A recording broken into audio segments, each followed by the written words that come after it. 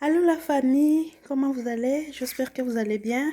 Moi aussi, je me porte à merveille par la grâce de Dieu.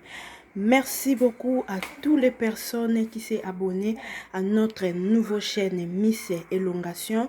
Merci beaucoup, plus à notre Seigneur Jésus-Christ, le Dieu créateur, le Dieu des ciels qui nous a donné le souffle de vie, qui nous a donné la force de se présenter encore aujourd'hui pour nous montrer qu'est-ce que nous allons préparer aujourd'hui na émission Nabiso ya Nzungu Ekotoko. Voilà, bande konangai, aujourd'hui on va préparer l'oseille avec le sauce graine, avec l'oseille et le poisson fumé. Voilà, donc bandeko lelo nanjungu na biso ekotoko tozo lambe la biso mise lelo ayena makusa nanjungu ekotoko ya ko lambe la biso oyo biso ba congolais tobengaka ngai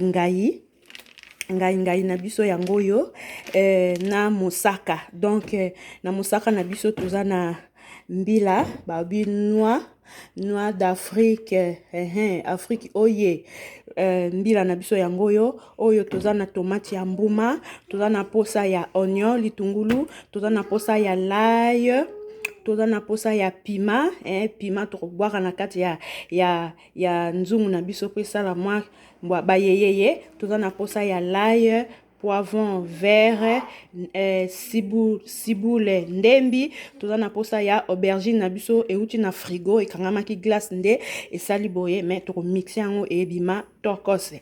Awa toza na mbisi na biso ya kokauka, déjà totiaki yango na mai très tôt le matin. Mbisi na biso kokauka totiaki yango eza bon ngana mongo te naza musakata nayebi penza bakombo ya bambisi te eza ngolo, je pense c'est ngolo, eza ngolo.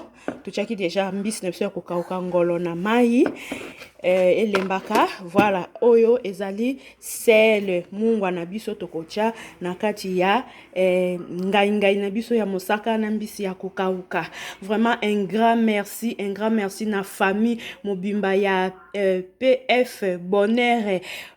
Merci à toi papa, merci à Maman Réseau Sans Fil, merci à Eugénie, merci à Alongo Beauté Cuisine, des gros bisous à toi, toute la famille, surtout il y a PDF Bonheur, big up à vous, na pesino bambote na kombo na Yesu. Voilà bandeko toleki sikoyo to bongisa épice na biso to bongisa to cha nini tout na moto. C'est parti.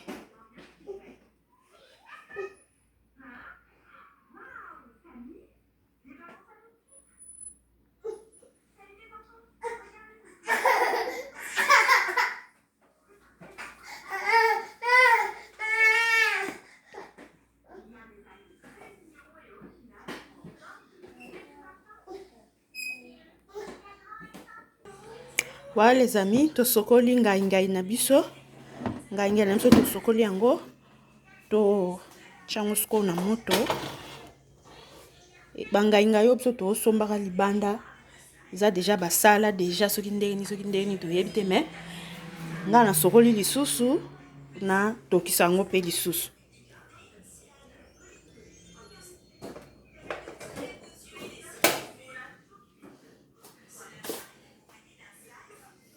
To chenga ngai na biso na moto anatanda to bongisa ba épices na biso. Voilà les amis, on a fini de préparer notre épice. Maintenant, on va aller voir notre oseille au fait. Je vois que c'est bon, je vais la lever pour le passer. Voilà, je mets ça ici.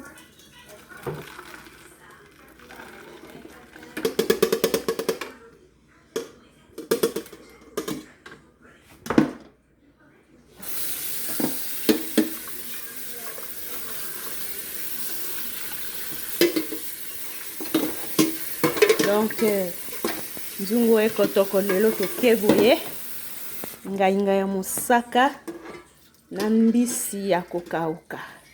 Lelo tokeboye mama maman HM. De gros bisous à toi. Sans oublier mère des garçons.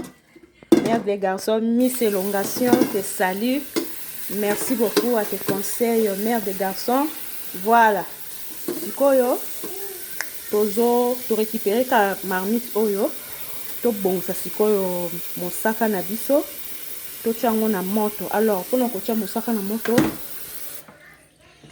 To kocha mwa mai. Mwa mai, maya otiede. Pona to tia mosaka na biso. To sala mosaka na maya malili te, na maya eau tiède.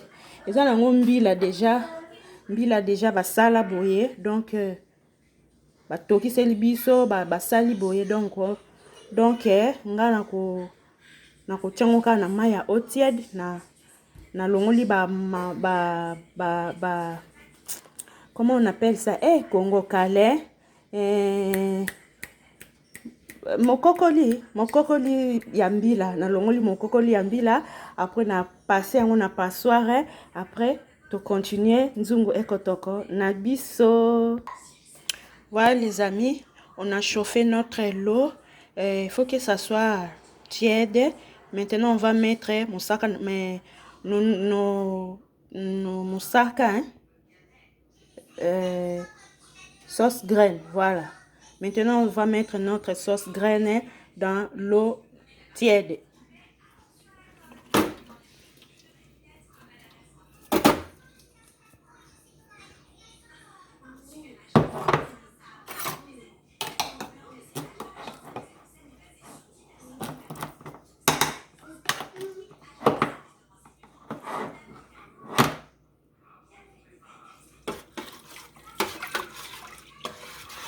Voilà, je vois que les sauces là, la fois passée, na sombaka, mosaka, izaka na bambuma.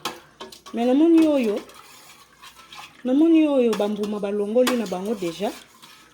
Wow. Oh, ici balongoli na bango bambuma. Donc, voilà. Moi, je fais ça, je pensais que ça na mon cocoli. Ça na mon cocoli. Na sali boye poto rincer, to longola mon cocoli et tout. Voilà, comme il n'y a pas le mokokoli, les racines là, comme il n'y a pas, donc on a mis comme ça et puis on va mettre ça au feu, de laisser le temps et toka.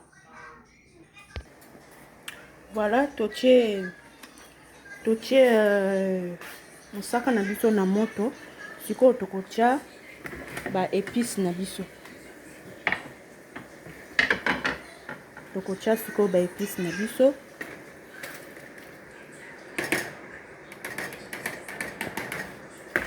Toche ba épices na biso na moto. Tokozwa lisusu ngai na biso. Toche.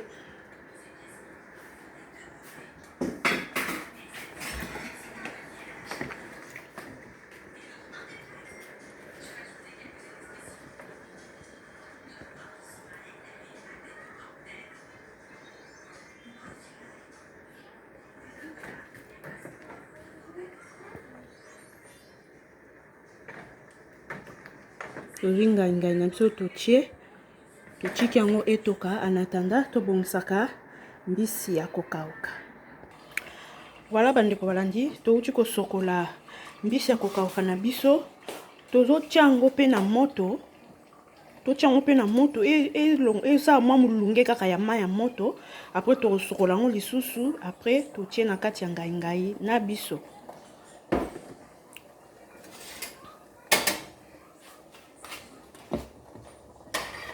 Voilà.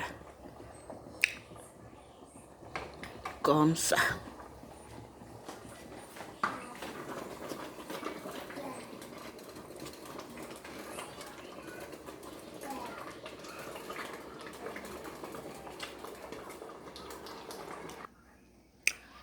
Voilà, tosisi kobongisa mbisi na biso ya kokauka. Tosisi kobongisa mbisi na biso. Toye sikoyo totia mbisi na biso na kati ya ngai na biso na mwa mbuma pipi. Voilà. Totie boye. Voilà.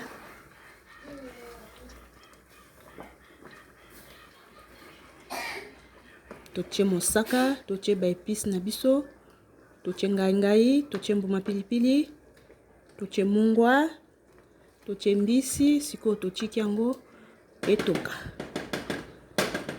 Totiki yango etoka. Voilà la famille. On va essayer un peu à balola, pour remuer un peu ngai na biso. To bongo to meka mungwa. Voilà.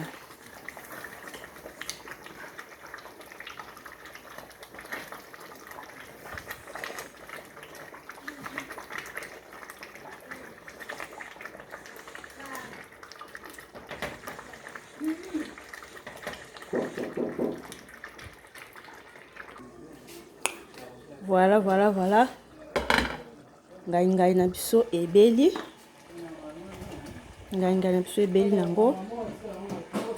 Partout où vous allez suivre cette vidéo, n'hésitez pas à vous abonner à notre nouvelle chaîne Miss Elongation pour ne pas rater beaucoup plus de vidéos. Voilà notre ngai. Toroli yango na kwanga. Kwanga na biso yango yo. Okoli yango pe na fufu. Okoli yango pe na makemba. Okoli yango pe na makemba.